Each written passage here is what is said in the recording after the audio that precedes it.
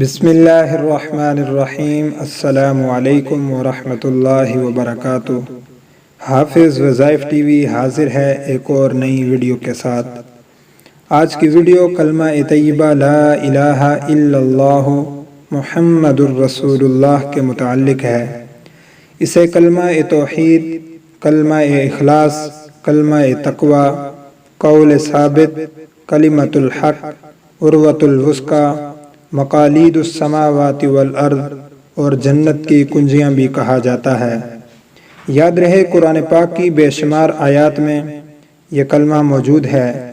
تقریباً 80 آیات میں کلمہ طیبہ کا ذکر ملتا ہے۔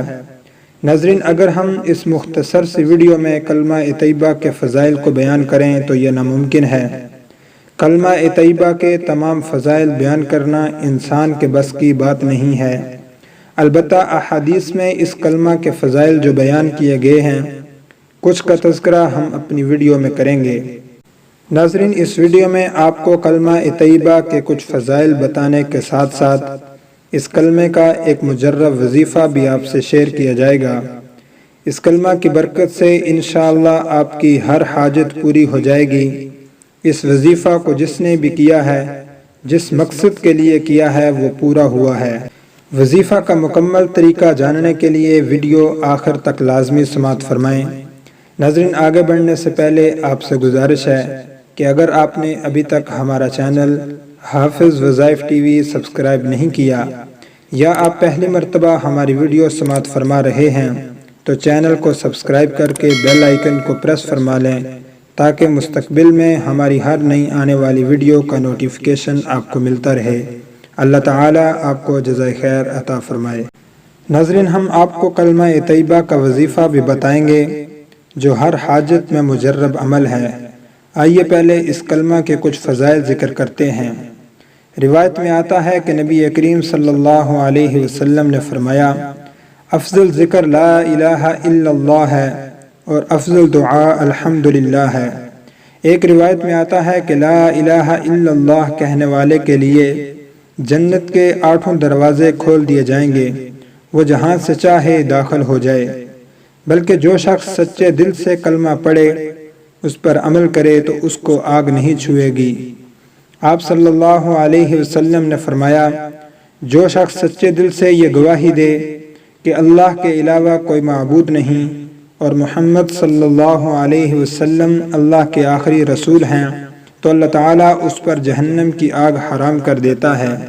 لا الہ الا اللہ کہنے والے کو اللہ تعالیٰ ضرور جہنم سے باہر نکالے گا، چاہے اس کے دل میں ذرہ برابر بھی ایمان ہو۔ حدیث قدسی ہے کہ مجھے اپنے جلال، کبریائی اور اپنی عظمت کی قسم، جنہوں نے لا الہ الا اللہ کہا، میں انہیں جہنم سے ضرور نکالوں گا۔ ناظرین، یہ کلمہ انسان کے لیے قبر سے نجات اور ثابت قدمی کا باعث ہے۔ چنانچہ جب مسلمان سے قبر میں پوچھا جائے گا تو وہ لا الہ الا اللہ محمد الرسول اللہ کی گواہی دے گا۔ یہ بات ذہن نشین ہونی چاہیے کہ رسول اللہ صلی اللہ علیہ وسلم کی شفاعت کے سب سے زیادہ مستحق وہ ہوں گے جو اخلاص اور سچائی کے ساتھ کلمہ طیبہ پڑھنے والے ہیں۔ جنت اس شخص کا بدلہ ہے جس نے اخلاص کے ساتھ کلمہ پڑھا، بغیر کسی شک کے اس پہ یقین کیا، اس کے مطابق عمل کیا اور اس سے مخالف چیزوں سے دور رہا۔ رسول اللہ صلی اللہ علیہ وسلم نے فرمایا، جس نے لا الہ الا اللہ کہا پھر اس پر وہ انتقال کر گیا تو وہ جنت میں جائے گا۔ ایک حدیث میں ہے کہ جو شخص وضو سے فراغت کے بعد اس کلمہ کو پڑھے، اس کے لیے جنت کے 8 دروازے کھول دیے جاتے ہیں۔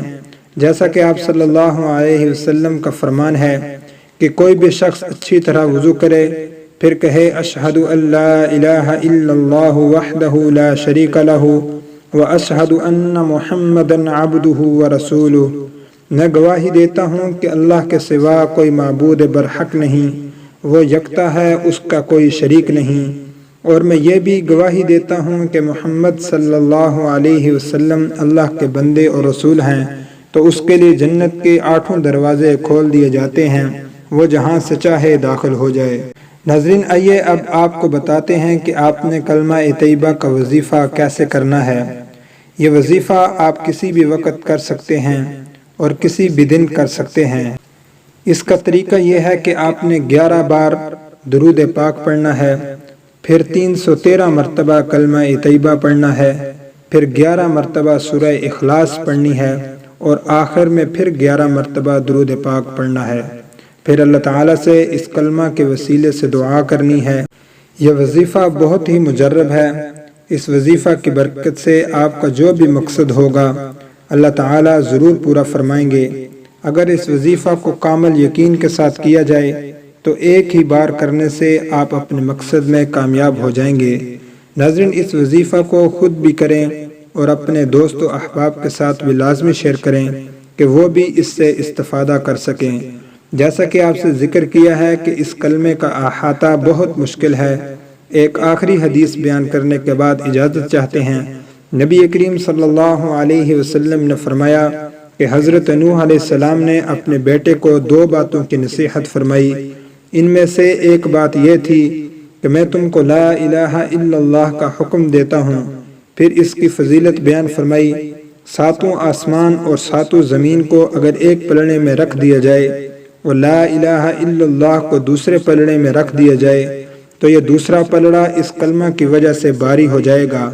اگر 7 آسمان اور 7 زمین ایک بند حلقہ ہوں تو لا الہ الا اللہ ان کو توڑ دے گا۔ ناظرین، ہم امید کرتے ہیں آپ کو ہماری آج کی ویڈیو پسند آئی ہوگی۔ اگر ویڈیو پسند آئی ہے تو لائک شیئر کر کے ہمارا چینل ضرور سبسکرائب کرتے جائیے گا۔ اللہ تعالی میرا اور آپ کا حامی و ناصر ہو۔ تو ملتے ہیں ناظرین اگلی ویڈیو میں، تب تک کے لیے اللہ حافظ۔